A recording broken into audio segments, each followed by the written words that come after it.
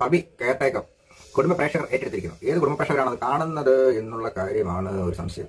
കേരളത്തിലെ കുടുംബങ്ങൾക്ക് ഇത്ര വലിയ ദാരിദ്ര്യാവസ്ഥയുണ്ടോ? സിനിമ എനിക്ക് കണ്ടു മുഴുവിപ്പിക്കാൻ പറ്റിയില്ല. കാരണം അതിന്റെ ആ ഒരു ക്വാളിറ്റി ഓഫ് മേക്കിങ്ങിലും അതിന്റെ ആ ഒരു ഡയലോഗ് ഡെലിവറി, പിന്നെ ദിലീപ് ഏട്ടന്റെ ആക്ഷൻസ്, അഭിനയം, പിന്നെ കോമഡി ഒന്നും കണ്ട് സഹിക്കാൻ പറ്റാത്തതുകൊണ്ട് പകുതിക്ക് വെച്ച് ഈ സിനിമ ഉപേക്ഷിച്ച് ഞാൻ അവിടെ ഓടി രക്ഷപ്പെട്ടു.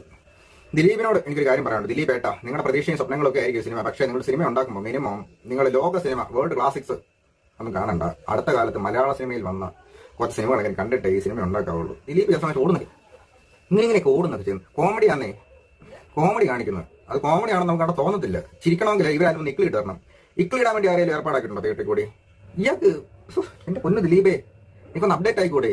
ഈ ലോകത്ത് എന്തൊക്കെ കാര്യങ്ങൾ നടക്കും? നിങ്ങൾ ഇത് തന്നെ ഇങ്ങനെ ചെയ്തുകൊണ്ടിരിക്കാതെ എന്തോ പടം അതൊക്കെ. ഇതെങ്ങനെയുണ്ട് മനുഷ്യൻ സഹിക്കും? എന്തിനാണ് ഇങ്ങനെ സാധനം ഉണ്ടാകുന്നത്? നിങ്ങൾക്ക് ഇത് പറ്റത്തില്ല. നിങ്ങൾക്ക് പറ്റിയ പരിപാടി നിങ്ങൾ നിർത്തിയിട്ട് പോകും.